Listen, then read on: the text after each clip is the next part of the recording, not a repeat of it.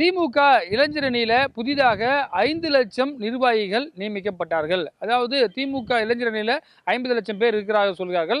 இவர்களுக்கு மேற்பார்வை செய்வதற்காக 5 லட்சம் நிர்வாகிகள் இருக்காங்க. இதுல என்ன புதிதா போட்டவர்களை சிஎம் முன்னாடி ஒரு பெரிய மாநாடு மாதிரி காட்டணுன்றதுக்காக தான் இந்த வடக்கு மன்றத்தில் குறிப்பாக 91 சட்டமன்ற தொகுதிக்கு உட்பட்ட இளைஞரணி நிர்வாகிகள் கிட்டத்தட்ட 1,30,000 பேர் ஒரு இடத்துல சேர்க்குறாங்க. மீதி இருக்கக்கூடியவங்களுக்கு எப்போ நினைக்கினா மொத்தம் 5 லட்சம் பேரில் 4ஆக பிரித்து ஒரு இடத்துல 1,4 லட்சம் அப்படின்னு பிளான் பண்ணி மதுரை, கோவை, டெல்டா மாவட்டங்களை நடத்த திட்டமிட்டிருக்காங்க. எலெக்ஷனுக்கு முன்னாடி இந்த 3 இடங்கள்லையும் ஜனவரி மாதத்தில், பிப்ரவரி மாதத்தில் பண்ண போகிறாங்க. அது மட்டும் இல்லாமல் ஏற்கனவே எம்பி தேர்தல் 2024 முன்பு சேலத்தில் இளைஞரணி மாநாடு நடத்துகிறாங்க. அதுக்கு பிறகு ஒரு வெற்றி பெற்றாங்க. அப்போ இது போன்ற மாநாடுகளை நடத்தினால் இளைஞர்களை அதிக அளவில் ஈர்க்க முடியும். அவர்களுக்கென்று கொள்கை சார்ந்த சில விஷயங்களை பேசும்போது அவர்களை தொடர்ச்சியாக தங்களுடைய இந்த கட்சியில் வைத்திருப்பதற்காக ஒரு அரசியல் படுத்துவதற்கான ஒரு மாநாடாக சொல்கிறாங்க. ஏன் திருவண்ணாமலையில் நடத்துகிறாங்க? திருவண்ணாமலையில் இந்த 91 சட்டமன்ற தொகுதியில் இருக்கக்கூடிய நிர்வாகிகள் 1,4 லட்சம் பேரை கூப்பிடுறாங்க.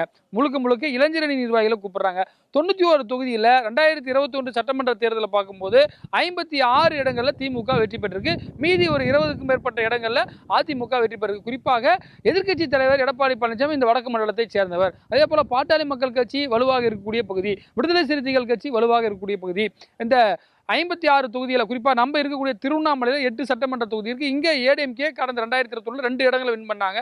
அது ஒன்று பார்த்தீங்கன்னா போலூர், இன்னொன்று ஆரணி. மீதி 6 இடங்களில் ஏவாவேலு, இந்த பிச்சாண்டி போன்றவங்கெல்லாம் ஜெயித்தார்கள். இதே போன்று சேலம் மாவட்டத்தை எடுத்தோம்னா 11 தொகுதிகளில் 10 இடங்களில் திமுக வெற்றிப்பட்டது.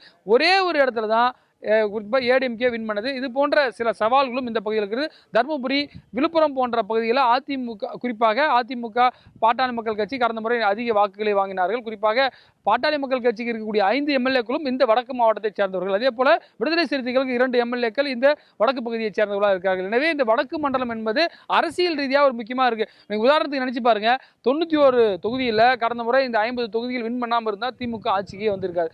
எனவே இந்த 56 சீட் என்பது அவர்களுக்கு ஒரு பில்லர் மாதிரியான ஒரு விஷயம். எனவே இதை மேலும் வலுப்படுத்துவது, ஏன்னா 91 மார்க்குக்கு 56 மார்க் தான் வின் பண்ணியிருக்காங்க. அப்படி இருக்கும் பட்சத்தில் இதை இன்னும் பர்சன்டேஜ் வைஸ் இன்க்ரீஸ் பண்ணுறதுக்கு இவர்கள் திட்டமிடுகிறார்கள். அதற்காக தான் இந்த இளைஞர்களை திட்டமிடுது. குறிப்பாக பிஜேபி, ஏடிஎம்கே அந்த அலைன்ஸ் ஏற்படுத்தி இருக்கக்கூடியது. அதே 2021 ஒரு காம்போ தான் அங்கே வர மாதிரி இருக்கிறதுனால அவர்கள் இந்த மாநாடுகளை குறிப்பாக தேர்தலுக்கான ஒரு வெற்றிக்கான ஒரு கட்சி நிர்வாகிகளை ஒருங்கிணைப்பதற்கான ஒரு முயற்சியாக பார்க்கிறார்கள். நம்ம இருக்கக்கூடிய இந்த திருவண்ணாமலை, குறிப்பாக இங்கே இருக்கக்கூடிய பக்கத்தில் இருக்கக்கூடிய விழுப்புரம் மாவட்டத்திலும், குறிப்பாக கள்ளக்குறிச்சி, திருவண்ணாமலை, கிருஷ்ணகிரி பார்த்தீங்கன்னா, அதே போல் வேலூர் மாவட்டம், ராணிப்பேட்டை, திருவள்ளூர், காஞ்சிபுரம் போன்ற விஷயங்கள் இருக்குது.